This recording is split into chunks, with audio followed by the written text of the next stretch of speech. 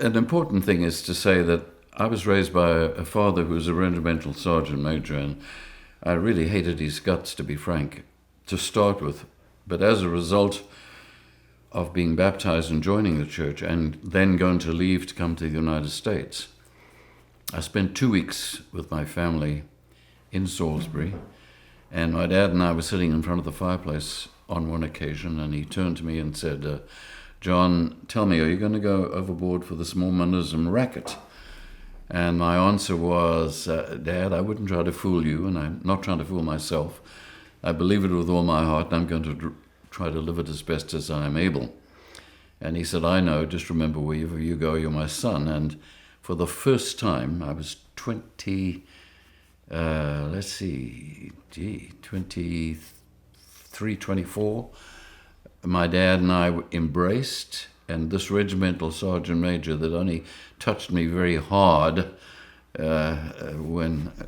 whether I needed it or not, he and I sat in tears embraced. And my mother was fixing us something hot to drink, saw us, and then said, what on earth was wrong with your father? And I told her, and she said, in all the years I've been married to him, I've never seen him shed a tear. I learned to love my dad as a result of my conversion, because I realized he was not the person I thought he was. I used to think he had a swinging brick for a heart, not a pendulum, And my sister used to tell me, he's not the man you think he is. And I think, I don't like him, he doesn't like me, it's mutual. So that was a great blessing that I learned to realize that my dad and I had a relationship that I didn't know could possibly exist. One of the requirements that I needed to live before I was baptized, I had to give up drinking and smoking. It wasn't easy. From Southampton to New York, I came over on the SS United States. It must have been the cheapest berth they had, but because it was below the waterline, no porthole. And I was invited to the purser's party, which is a great positive thing to be selected from a passenger list to go to the cocktail party. And I didn't go because I was afraid that when I went, I would take a drink. I was alone. And so I just stayed. And then I felt worse. So the next day I went to the purser, apologized to him and said, I was very rude. I should have responded to your very kind invitation, but I'm a recently convert to the Mormon church and I don't drink anymore. And he was very kind and gracious. And so when I get to Korea, I'm selected to run the NCO Open Mess. So here I'm surrounded by booze for 12 months that I ran the club, and never touched anything stronger than ginger ale. So I made it. The family that sponsored me to come in Payson raised 7 children in a 1-bedroom little frame home. And it was a great experience for me because I learned that some people that have so little can give so much. And they just took me in as one of their own family. But after having the lifestyle I had then to coming there, it was a great lesson. It was a lesson in humility, in love. The fact that they could take somebody, a stranger, in that way, it just blew my mind. Serving in the army was a totally new experience for me, because the manual of arms, is so totally different. The lifestyle is so different. The language is so different. I mean, I learned expressions in the U.S. Army that I didn't think could possibly exist. It was a whole new world, and a whole new world in terms of dealing with Afro-American people, because the African, when I left, 1952, about 98% illiterate, so they were not where they are today. But the U.S. Army was totally different. And one of the best first sergeants I ever had was a black fellow. Very strange for me, having raised with servants, to be given orders, but he was fantastic. And I overcame any sense of, if I had any sense of sort of prejudice, by being associated with some incredible human beings. Like I said, the first sergeant, one of my first sergeants, the best first sergeant I had was a black fellow. very fair and just very straightforward. I loved him. That was a new experience for me. The whole cultural change, because the United States, 400 years since slavery, had advanced so far that I was mixing with all kinds of different people in the army, and that was a great experience, a very good growing experience for me. They have burglar bars on all the windows for obvious reasons, usually ornate. And my brother-in-law said, we have something new now, John. We have African fishermen, and they come along with long poles and with hooks, and don't leave your watch or anything on the nightstand, because they'll just pinch that stuff. And then you could hear the drums in a little village not too far away. Do-no-no-no.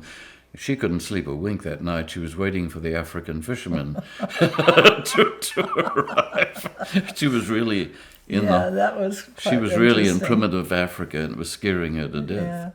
They had servants, and they had these little people coming in, knocking on the door, needing they were hungry and needing help. And I know John's family were really good to have him come in. And then there was somebody that was there. It seemed like when we went to bed at night, I'd wake up and everything would be all folded up and washed. Dorothy's is that who it was? You'd leave your washing at the end of the bed, and it was done. And it was all done when I woke up in the morning, just all pressed and all wonderful. That was interesting to see those people that were serving you and working together. Yeah, and tell about Zimbabwe too. Do you remember when we spent in that little cottage, quote, cottage, on the banks of the Zambezi River, and it was your birthday when we were back for another visit. Oh. And we both slept in a single bed cot, on a piece of carpet on top of the springs of the bed. Was that when we went back to get Sean? Yeah. Okay. And you were laughing and crying at the same time. Yeah, Sean, actually, our son. Well, we picked him up in Cape Town. He must have been 22. Oh, yeah. 21? Yeah, because I remember when he got his call to go on his mission, and it was to Africa. And when John opened it up, he said, because it was the other way around. Cape Town. And so we got in the car and went down and gave it to him and said, this is where you're going. And then we went over and got him after he was finished and took him up to Rhodesia, where John showed him where he grew up and everything. Shirlene had a great ability to see animals. When we went up through some of the bush to the Zambezi River, she saw things that I didn't see. I mean, she was a very quick eye. Leopard, for instance, and they're hard to see. She'd see, it was a leopard. I loved animals. I grew up loving animals. I had a lot of really cute dogs. It was kind of like another world. All kinds of animals. Elephant. Oh yeah, elephants. I would go out fishing on the tiger fishing with Sean. I didn't fish, but I sat in the middle of the boat because the crocs are there. The water was black. You couldn't see below 2, 3, 4 inches below the surface, and the place is full of crocodile. And she went out with my sister and my sister's daughter on a trip. They wanted to give the American a treat, and they got way up the Zambezi River and got on a sandbar in the middle of the river. Now, the river's a mile wide, so swimming to the shores would be an undertaking if you could get there before the crocs got you. And within about 50 feet were these hippopotamus, and they're dangerous. And so they had the adventure of their life. These women, out there in the middle of the Zambezi River. And when we first got there that night, it smelled like a monkey had died in the freezer. It was a propane freezer that they had to clean out. And she and I slept on a single bed on carpet on the springs. Oh, yes. And it was her birthday, and you could hear the drums across the river. Doom, doom, doom, doom. It was really primitive Africa. And she was lying in bed, half crying, half laughing at the same time, saying, I can't believe I'm here. What am I doing here in Africa with all this around? The monkeys would jump on the corrugated iron roof, wake us up in the morning, Elephant would come by to drink right out of the Zambezi. We were in this little hut on the shores of the Zambezi. It's so much fun to listen to all this again, because it's been so long ago, you forget about all those things. But yeah, that was quite an experience for a little gal that grew up in Payson, Utah. The very first time, nobody gave me any training for this, what they call the hot seat. And I was suddenly stuck in the seat. The guy that was directing that day, all he could say to me when I got to the tabernacle was, well, I'm sorry for you, you're in the hot seat. But the broadcast had to end exactly. And we had the choir singing at the mid-break, because some stations would take only an hour, some would only take the second hour. So the choir had to be singing at the mid-break, which took a lot of maneuvering, because if a speaker went too long or too short, you had all this adjustment in time. I'm new in the seat. I happen to have some 4x cards in my 2x4 cards in my pocket with a pen, and the director's screaming at me over the headset, saying, "You've got to get to President Kimball and tell him we're going to put in and add another song," because we didn't want him to get up and announce the choir will now sing, and announce one song and then them sing two, and then we get up in the middle of the next song. That's confusion. And so I wrote on a card, I've still got the cards at home, I wrote on a card, we're going into the break. And then another card, the choir will sing, and I can't remember the name of the songs, or How Lovely Was the Morning, and something else. And I handed them forward, and we had President Romney, who had thick kamikaze glasses, and he would read and read and read, and they were yelling at me, "Did you get the message? I've done it." And I'm being too loud. I didn't know that either. Instead of, covering my mouth, I'm loud. It was bothering President Romney because you could hear the confusion behind him. And then it was handed to President Tanner, and he read, and he handed President... Well, the whole world was falling apart. We're getting closer. They're screaming at me on the headset. And I don't know what happened. I don't know whether he got up and announced one song, two song. I was perspiring. It was right down my face. And I thought I'd just blown it badly. Got poor old President Kimball, who was not a broadcaster, so confused, because he sends back a note to me saying, "What is a break?" That was on the first card. And the next thing is, "Please tell me exactly what you want me to do, and in order," underlined. It was too late. So it was mass confusion. This is my first time in the hot seat. So on my way home in our little VW, I saw a truck coming. I thought, if I pull over and just hit it, I won't have to go back.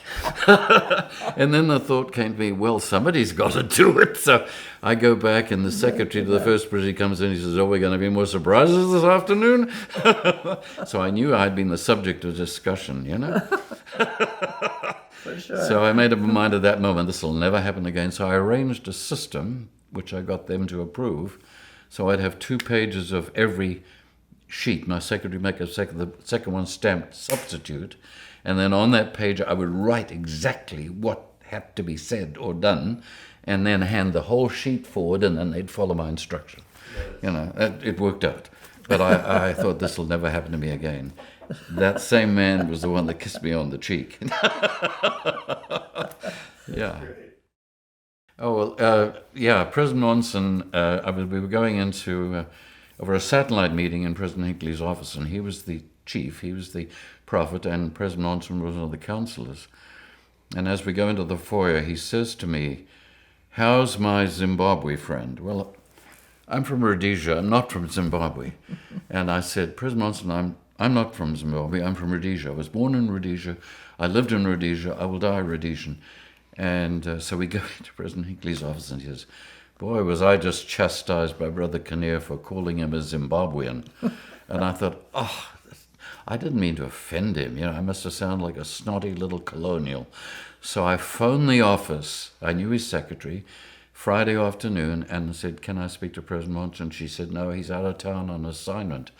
Well, I just want to apologize. Don't bother him. I'll call Monday. 3 o'clock in the afternoon, the phone rings. He's in Florida. Now, this is before cell phones. He's called long distance, and everybody on the staff is having a conniption. President Monson's on the line. So I pick up the phone and say, President Monson, I'm so embarrassed. I said, I didn't intend you to put a long-distance call in. I just wanted to apologize for this morning, because I'm afraid you may have thought I was a typical little British colonial, being very rude, and I wouldn't offend you for the world. He said, don't you worry about it, Johnny. If anybody ever offends me, I let them know right up front. Have a good day. So, yeah, I had quite a few of those kinds of experiences.